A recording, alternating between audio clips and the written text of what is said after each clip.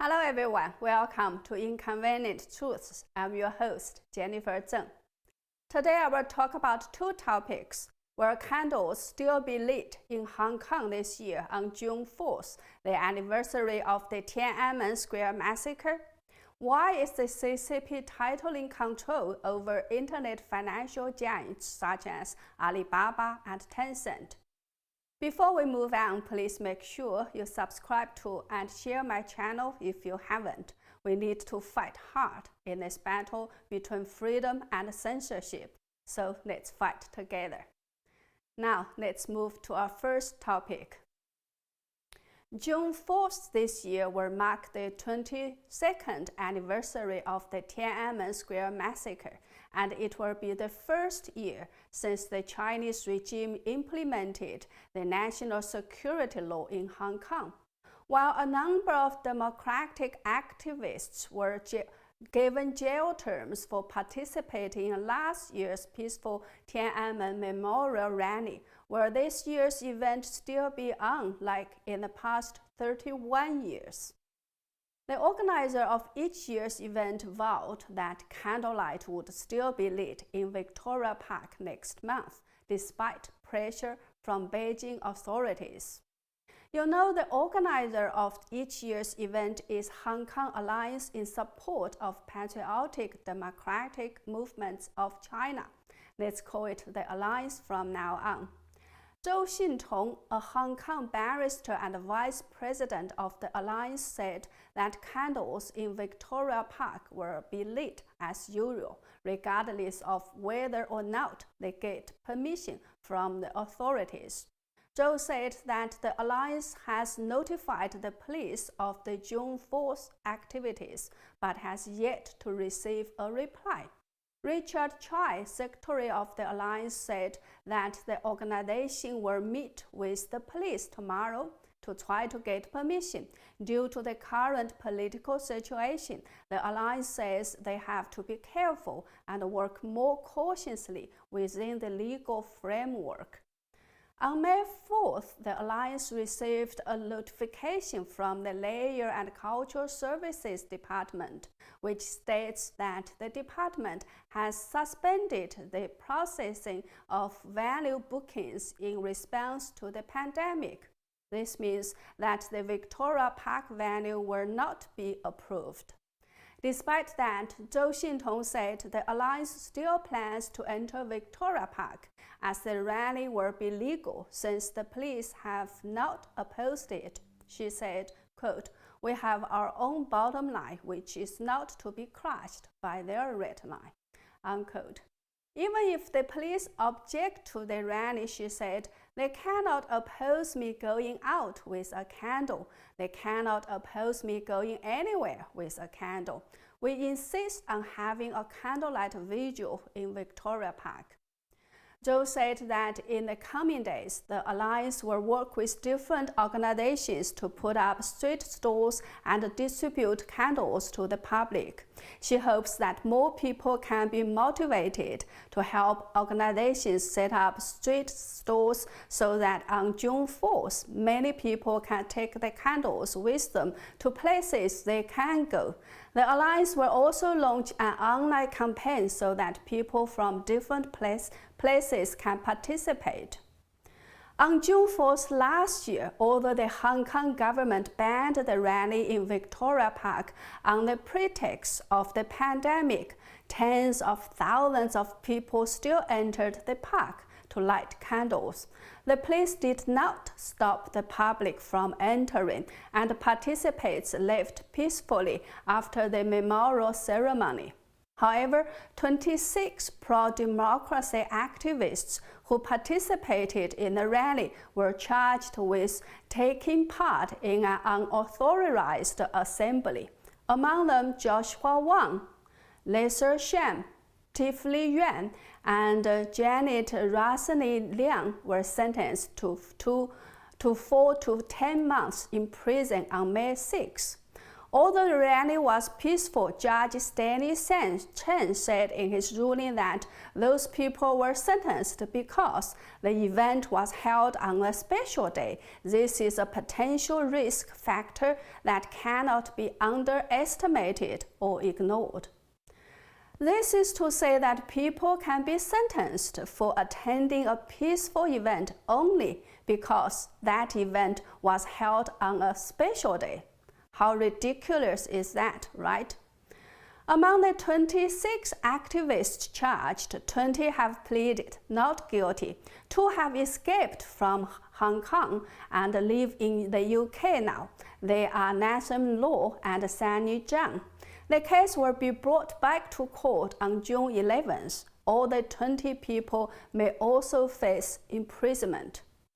From this, we can see how things are rapidly getting worse in Hong Kong since the so-called national security law was implemented by Beijing in June last year, following the withdrawal of an extradition bill in October 2019, which was triggered nearly 2 million people to take to the streets on June 16th that year. The national security law was drafted behind closed doors by members of China's rubber stamp legislature, the National People's Congress, bypassing Hong Kong's Legislative Council. Many people feel that the harsh measurement could be used to override existing legal processes and erode the city's civil and political freedoms. 2 high-profile figures of the alliance have already been sentenced. Li Zhuoren, the chairman of the alliance, was sentenced to 14 months in prison for his role in the peaceful anti-extradition bill protest in August 2019 and is currently serving his sentence. The vice chairman of the alliance, Albert He, was sentenced to 12 months in prison and 2 years probation for his involvement in the August 2019 protest. Richard Chai, secretary of the alliance, told the Epoch Times that in the face of severe legal and political risks, a flexible approach to commemorate the June 4th incident should be considered. He said, compared to 1 year ago, the national security law has come into effect. The political environment is worse and legal risks are higher. He said, I think we have to think about how to be more flexible and preserve our strength while sticking to our principles. However, Zhou disagrees with him. She said, right now, it is not a question of how much strength we want to preserve for ourselves. It is how much strength the government wants to eliminate. Unless you don't fight for democracy, unless you give up this fight, some things cannot be avoided. Zhou added that people in mainland China were sentenced to 3, 4, or even 10 years for commemorating the Tiananmen Square massacre, and the people of Hong Kong should uphold their promises to the victims, the Tiananmen mothers, the exiled and imprisoned brothers, sisters, and friends who have fought for democracy. The photos you just saw were all taken on June 4th last year in Victoria Park in Hong Kong. The Tiananmen Square protest, a youth-led movement advocating for democratic reforms, have become a taboo subject in China. The Chinese regime won't disclose the number or names of those killed in the clampdown. These two estimates from human rights groups and witnesses range from several hundred to several thousand. Some even say at least 10,000. Although the 1918 pro-democracy movement was centered in Beijing, the people of Hong Kong were also deeply involved. After the CCP declared martial law in Beijing on May 19, 1918, 1989, more than 40,000 Hong Kongers took to the street on the following day, despite the typhoon, to oppose the crackdown.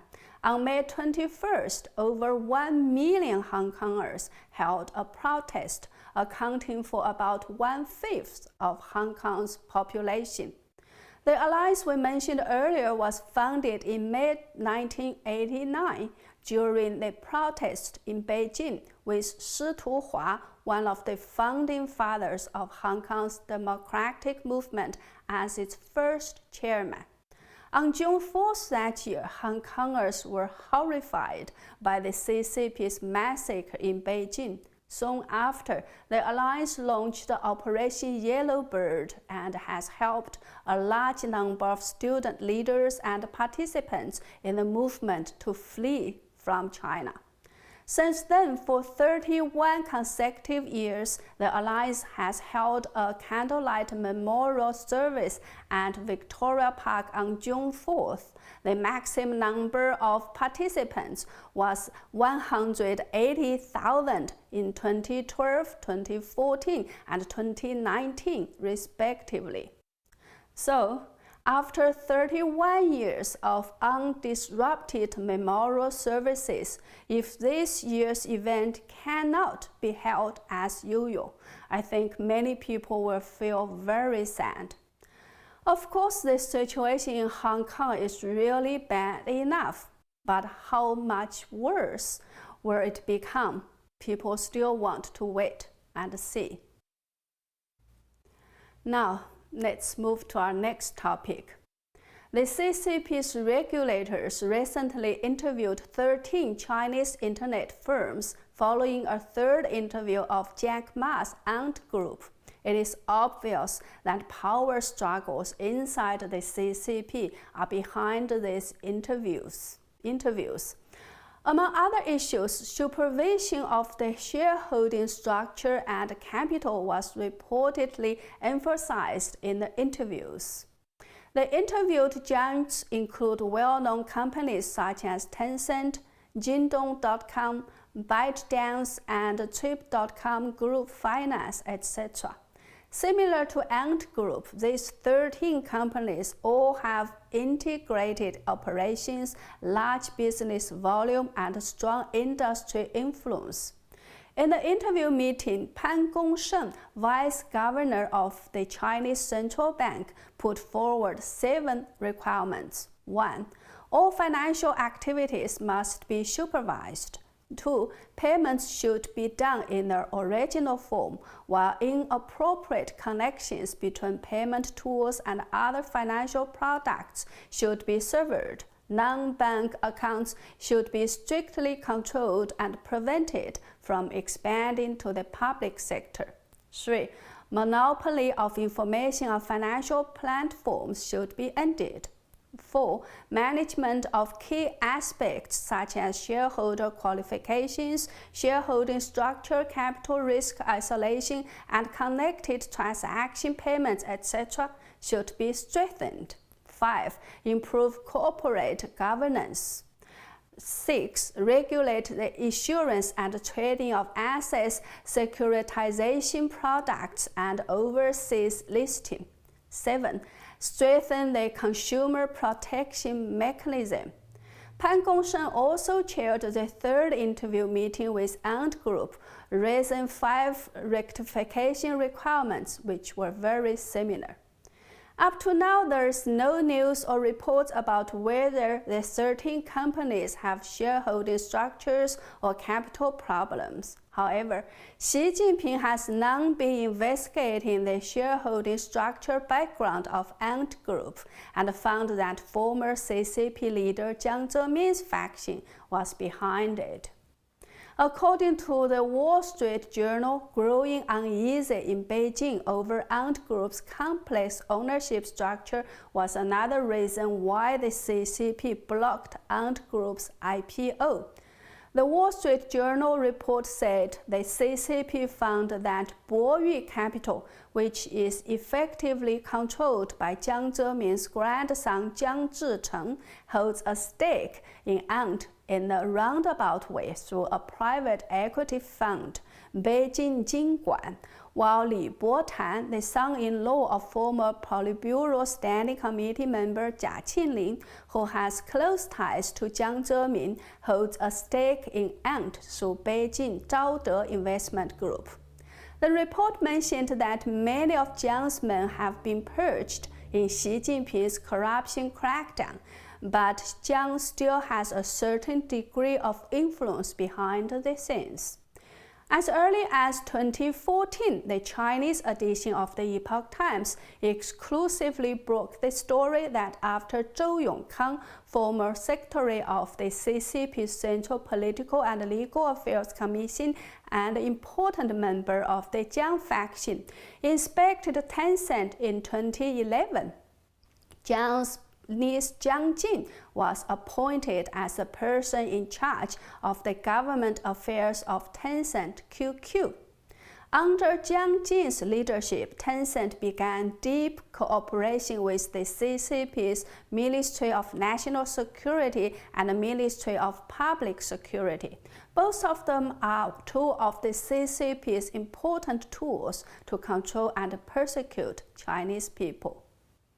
Immediately after Ant Group was interviewed for the third time on April 13th, Zhejiang Province, where Ant Group is headquartered, held a special meeting on the internet platform at which local officials stressed the need to further study and implement the spirit of Xi Jinping's speech. When the 13 companies were later interviewed, the financial regulators emphasized the same requirement. Among the interviewed companies, some are regarded as having a Jiang faction background, such as Tencent and Meituan Financial, in which Tencent has a stake. Why is the CCP so upset about these internet financial giants? Because once internet financial platforms become big enough, they can greatly influence the flow of capital and market confidence and control the consumer data. If the authorities cannot control these financial platforms, the consequences could be disastrous. For example, in 2015, during the turbulence of the Chinese stock market, a third of the value of A shares on the Shanghai Stock Exchange was lost in 1 month. Many people believed that the market crash was a result of collusion between anti-Xi forces within the CCP and foreign capital. That's why the authorities now feel they must guard against similar risks and know who is exactly behind those big financial platforms. Also, by controlling the information and data, the authorities not only can monitor the people, but also can control the big data of people's life and consumption. That's why the authorities must take tight control over these platforms. So that's the reality of the CCP's China. Even if you say you will follow and obey the party still feels uneasy if you become too big. Everything must be under 100% control. I know many people in the West were charmed by Jack Ma. He speaks good English, his talks are interesting, he's rich and he's smart, etc. But recently, when he made his first public appearance after disappearing for a long time, people found him looking a lot older and more pitiful. The university he owns, which called Hupan University, was also targeted. This video shows the big sign of Hupan University being destroyed with the words plastered over. So that's the tragedy of living in CCP's China. No one is safe, regardless of whether you are rich or poor. That's all for today's Inconvenient Truths. Thank you so much for watching. Please spread this video so that more people become aware. Thank you. See you next time.